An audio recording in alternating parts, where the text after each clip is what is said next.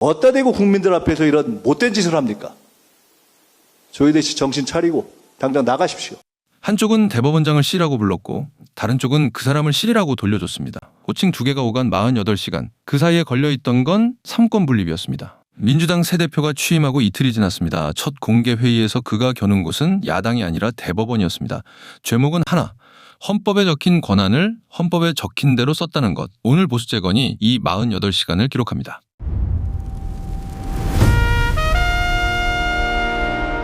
이자 세계 최고 K민주주의 선도정당 민주당의 대표가 되었습니다. 8월 17일 김민석 대표가 민주당의 새 얼굴이 됐습니다. 취임 일성은 당은 이재명 대통령의 성공을 위해 뛸 것이었습니다. 그리고 하루 뒤 그 말이 무슨 뜻이었는지 확인할 사건이 벌어집니다. 8월 18일 조희대 대법원장이 새 대법관 후보 2명을 대통령에게 제청했습니다. 5달을 끌던 제청입니다. 그런데 방식이 문제가 됐습니다. 청와대와 사전 조율을 하지 않았고 대통령을 만나러 가지도 않았고 서면으로 보냈습니다. 여기서 조문 하나만 확인하고 가겠습니다. 헌법 제104조 2항. 대법관은 대법원장의 제청으로 국회의 동의를 얻어 대통령이 임명한다. 제청은 대법원장의 권한입니다. 헌법이 그렇게 정해놨습니다. 사전 조율은 헌법 어디에도 없습니다. 그건 관례입니다. 근데 이 관례를 깼다는 이유로 여권이 들고 일어났습니다. 왜 제청권을 대법원장에게 줬을까요? 대통령이 대법관을 직접 고르게 두면 재판이 대통령을 향하게 되기 때문입니다. 그래서 헌법은 고르는 사람과 임명하는 사람을 갈라놨습니다. 사전 조율은 그 설계에 없던 절차입니다. 당시 보도를 그대로 읽어드리겠습니다. 청와대와 사전 조율 없이 손봉기, 김성수 후보자를 서면으로 제청했다. 제청 당일 청와대를 방문하지 않았다. 일방적 통보다. 대통령 임명권에 대한 도전이다. 그리고 이 단어까지 나왔습니다. 탄핵. 법으로 싸우는 게 아니라 사람을 겨눴습니다. 다음 날 그 정점을 새 대표가 직접 찍습니다. 8월 19일 김민석 대표의 첫 공개 최고위원회의 새 대표의 데뷔 무대에서 나온 말들을 그대로 들어보시겠습니다. 왜 조희대 대법원장은 한덕수 씨 같은 내란 공범의 길로 가려고 합니까? 왜 그렇게 창피한 길을 자청합니까? 사고 치고 유리창 깬 다음에 퇴학시켜달라고 지금 공부 안 하겠다고 구걸하는 불량 학생의 태도입니다. 근데 이것을 하지 않는 무법 사법 행위를 지금 실행한 것입니다. 사법농단입니다. 대법원장이라는 사람이 어떻게 이런 사법농단을 부끄럽지도 않게 맨 얼굴로 할 수가 있습니까? 저는 해방 이후 최악의 대법원장 조희대 씨는 물러나는 것이 맞다고 봅니다. 자, 언론 보도에 따르면 이런 표현도 있었습니다. 유리창을 깬 다음에 퇴학시켜달라고 구걸하는 불량 학생의 태도.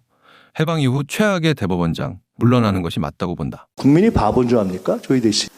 조희대 대법원장은 이제 대법원장이라고 부를 수가 없습니다. 법기술원장입니다. 체면도 염치도 없습니까? 왜 그동안의 관습적 법 절차를 어기고 이번에 대법관 제청을 한 의도가 뭡니까? 잘라달라는 겁니까? 이날 나온 표현을 정리하면 이렇습니다. 조희대 씨. 사법농단, 해방 이후 최악의 대법원장, 유리창 깨고 퇴학 구걸하는 불량 학생, 그리고 내란 공범의 길, 대법원장을 향해서입니다. 같은 시각 국회 법사위에서는 민주당 의원들이 탄핵 가능성을 꺼냈습니다. 취임 이틀 만에 새 대표가 사법부의 수장을 자르겠다고 나선 겁니다. 국민 앞에, 국민 주권 앞에 조희대 같은 대법원장은 없어야 합니다. 당장 나가십시오. 말 하나하나를 따져보겠습니다. 사법농단은 재판을 거래한 범죄를 가리키는 말입니다. 내란 공범은 국가를 뒤엎는 데 가담했다는 뜻입니다. 대법원장이 헌법에 적힌 권한을 쓴 일에 집권당 대표가 붙인 이름들입니다. 이 발언은 몇 시간 만에 그대로 속보가 됐습니다. 내란 공범의 길 당장 나가시라. 그리고 그 속보의 끝에 붙은 대법원의 반응은 단 억자였습니다. 묵묵부답. 에서 하실 말씀 있으실까요? 이재명 대통령이 면담기에 안 준 게 사실입니까? 사퇴하라는 여권 주장을 어떻게 생각하시나요? 국회 법사위 출석하실 계획은 없으십니까? 에서 하실 말씀 있으실까요? 이재명 대통령이 면담기에 안 준 게 사실입니까? 사퇴하라는 여권 주장을 어떻게 생각하시나요? 국회 법사위 출석하실 계획은 없으십니까? 그날 저녁 조희대 대법원장의 퇴근길입니다. 기자들이 물었지만 그는 아무 말도 하지 않았습니다. 한쪽은 확성기로 나가라고 외치고 한쪽은 침묵으로 자리를 지키는 그림. 이 장면 자체가 지금 삼권 분립의 현주소입니다. 그리고 그날 밤 침묵을 대신 깬 사람이 있었습니다. 대법원장은 왜 답하지 않았을까요? 대법원장이 정치인의 말에 일일이 대꾸하는 순간 사법부는 정치의 한쪽 당사자가 됩니다. 재판을 받는 국민에게 그건 손해입니다. 침묵은 회피가 아니라 그 자리가 지켜야 하는 절차였습니다. 9억 2천만 원 불법 자금 뒷돈 받은 범죄로 대법원 유죄 확정된 김민석 민주당 대표가 대법원장을 조희대 씨라고 부르며 자르겠다고 협박했습니다. 김민석 씨는 민주당 대표 되더니 왕이 된 것 같나 봅니다. 김민석 씨, 정신 차리세요. 대한민국은 3권 분립된 민주공화국입니다. 문장 하나하나가 계산되어 있습니다. 조이대 씨라고 부른 사람에게 똑같이 김민석 씨라고 돌려줬습니다. 호칭을 문제 삼은 게 아니라 호칭으로 서열을 만들려던 시도를 호칭으로 무너뜨린 겁니다. 그리고 전제 사실을 깔았습니다. 대법원에서 유죄가 확정됐던 사람이 그 대법원의 수장을 자르겠다고 한다는 것. 불량 학생 비율을 꺼낸 쪽에게 성적표를 되돌려준 셈입니다. 그날 올라온 두 번째 글입니다. 이 조희대 대법원장이 대법관 임명 제청 시 이재명 대통령 원하는 대로 안 했다고 관행 위반이라고 단체로 흥분하면서 그래서 대법원장 탄핵하겠다는 헛소리하는 민주당 정권. 자기들이 야당이 법사위원장 맡는 관행 위반할 때는 하찮게 여기던 관행이 갑자기 중요해졌습니까? 이게 두 번째 글의 급소입니다. 민주당이 문제 삼은 건 법이 아니라 관행입니다. 그런데 국회에는 제일 야당이 법사위원장을 맡아온 관행이 있었습니다. 그 관행을 깬 건 누구였습니까? 자기가 깰 때는 하찮던 관행이 대통령이 불편할 때는 탄핵 사유가 된다. 한동훈은 그 이중잣대를 한 문단으로 접어버렸습니다. 다음 날 아침 신문이 이 48시간을 한 줄로 정리했습니다. 김민석 조희대 씨 발언에 한동훈 김민석 씨 맞불 호칭 두 개가 그대로 헤드라인이 됐습니다. 이 맞불은 오늘 아침 그대로 뉴스가 됐고 포털 실시간 상위에 올랐습니다. 국민의힘도 가세했습니다. 재청권은 사법부 독립의 핵심 권한이라고 조 대법원장을 엄호했고 장동혁 대표는 이렇게 경고했습니다. 조희대 대법원장을 탄핵한다면 국민들이 정권을 탄핵할 것이다. 전선이 만들어졌습니다.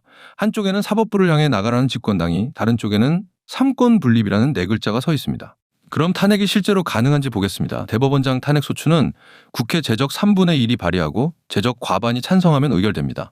대통령 탄핵보다 문턱이 낮습니다. 지금 국회 의석으로는 여당만으로도 넘을 수 있는 숫자입니다. 그리고 소추가 의결되는 순간 대법원장의 직무는 정지됩니다. 최종 판단은 헌법재판소가 하지만 그 전에 사법부 수장의 자리가 먼저 비는 겁니다. 법관회의를 당장 여십시오.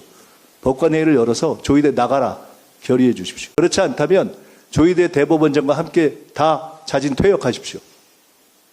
차라리 대법원 자체를 새로 구성하는 것이 낫습니다. 민주당은 이제 검찰개혁을 일단락 쥐었습니다. 조희대 대법원장의 사법농단을 계기로 해서 사법개혁을 시작하겠습니다. 여러 가지로 지금 이재명 정부의 문제점들, 특히 형사사법 시스템 개편을 통해서 많은 지금 우려가 나오고 있지 않습니까? 그러니까 이게 개헌론이라는 게 판도라의 상자라는 이야기를 하잖아요. 여기에 한번 빠져들어가는 순간 헤어내기가 쉽지 않아요. 왜냐? 개헌이라는 의미는 그 내부에 여러 가지 이슈가 있습니다. 사실 뭐 기본권의 문제도 있지만 또 북한을 어떻게 볼 것이냐에 대한 문제. 그리고 기억하실 겁니다. 한동훈은 개헌 국면에서도 같은 말을 했습니다. 이재명 대통령발 개헌은 결국 사법 리스크 해소용이라고. 개헌으로 안 되니 이제 대법원장을 직접 흔드는 것 아니냐. 자칫 이렇게 되면 연말 국회의 어떤 여러 가지 상황들이 오히려 이런 문제로 그냥 덮여버릴 수 있는 가능성이 있기 때문에 제가 볼 때 아마 한동훈 의원도 여기에 지금 끌려가서 안 된다라는 주장을 하고 있는 거 아닌가 싶습니다. 이 흐름 전체가 하나의 방향을 가리키고 있습니다. 사법부가 대통령의 편이 되어야 한다는 요구, 그걸 헌법은 이렇게 부릅니다. 3권 분립의 붕괴. 어제 저희는 국민이 야권에서 누구를 첫 번째로 꼽았는지 기록했습니다. 당도 직책도 없는 사람이었습니다. 그리고 하루 만에 그 사람이 무엇을 하는 사람인지 확인할 장면이 나왔습니다. 평생 스승 김대중의 뒤를 이어 감격이고 평생 동지 이재명의 길을 이어 뿌듯하고. 마지막으로 이 장면을 하나 겹쳐보겠습니다. 전당대회 날 김민석 대표의 취임 일성은 당은 이재명 대통령의 성공을 위해 뛸 것이었습니다. 그때 저희는 물었습니다. 당대표입니까? 대통령의 호위무사입니까? 이틀 만에 답이 나왔습니다. 대통령과 상의 없이 대법관을 제청했다는 이유로 대법원장에게 당장 나가라고 외치는 것. 그게 새 대표의 첫 번째 공개 업무였습니다. 그리고 그 폭주에 정면으로 이름을 붙인 사람은 당도 직책도 없는 무소속 의원 한 명이었습니다. 대한민국은 3권 분립된 민주공화국입니다. 이 당연한 문장이 뉴스가 되는 시대, 그게 지금 우리가 기록하고 있는 시대입니다. 정리하겠습니다. 17일 새 대표 취임, 대통령의 성공을 위해. 18일 대법원장이 헌법대로 제청, 여권은 탄핵을 언급했습니다. 19일 조희대 씨 당장 나가라. 그날 밤 김민석 씨 정신 차리세요. 헌법을 지킨 사람이 공격받고 헌법을 흔드는 사람이 완장을 찾습니다. 다음 수순이 탄핵이 될지 저희가 지켜보고 기록하겠습니다.